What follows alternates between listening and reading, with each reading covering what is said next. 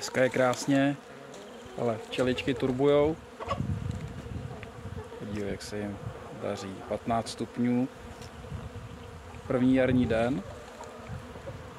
A taky první příkrm. Ale jak jim chutná.